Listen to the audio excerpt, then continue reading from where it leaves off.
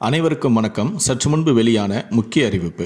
குடும்ப அட்டைதாரர்கள் பயன்பெறும் வகையில் ரேஷன் அட்டை வைத்திருக்கும் அனைவரும் கவனத்தில் கொள்ளக்கூடிய மிக மிக முக்கியமான மகிழ்ச்சியான அறிவிப்பை தமிழக அரசு வெளியிட்டுள்ளது.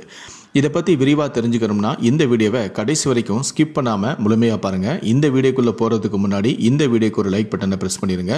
நீங்கள் இது வரைக்கும் என்னோட சேனலை சப்ஸ்கிரைப் பண்ணாமல் இருந்தீங்கன்னா மறக்காமல் சப்ஸ்கிரைப் பண்ணிக்கோங்க. கூடவே அந்த பெல் சிம்லையும் மறக்காமல் கிளிக் பண்ணிக்கோங்க. சரி, வாங்க இப்போது வீடியோக்குள்ளே போகலாம்.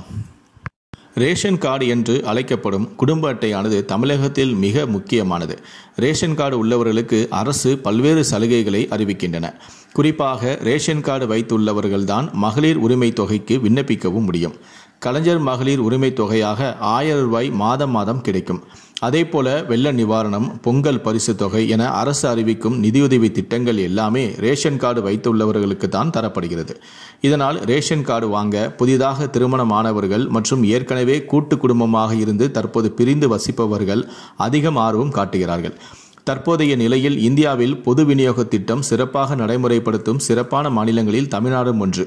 தமிழ்நாட்டில் கோடிக்கணக்கான மக்கள் அரிசி, பருப்பு உள்ளிட்ட அத்தியாவசியமான பொருட்கள், உதவித்தொகை வரை அனைத்தையுமே பெறுகிறார்கள். தமிழ்நாட்டில் மொத்தம் 2,23,00,000 குடும்ப அட்டைகளும் இருக்கின்றன. இவற்றிற்கு உணவுப் பொருட்கள் வழங்க 34,793 ரேஷன் கடைகளும் தமிழ்நாடு முழுவதும் இருக்கிறது. இதனிடையே கடந்த ஜூலை மாதம் முதல் புதிய ரேஷன் அட்டைகள் வழங்கும் பணியானது நிறுத்தப்பட்டது.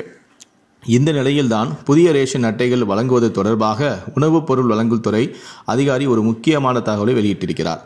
அதில் பெண்களுக்கு மாதந்தோறும் 1000 ரூபாய் உரிமைத் தொகை வழங்கப்படுவதை அடுத்து ஆயிரக்கணக்கான பொதுமக்கள் புதிய குடும்ப அட்டை வேண்டி விண்ணப்பித்தும் உள்ளனர். புதிய குடும்ப அட்டை கோரி இதுவரை சுமார் 2 லட்சம் பேர் விண்ணப்பித்தும் உள்ளனர்.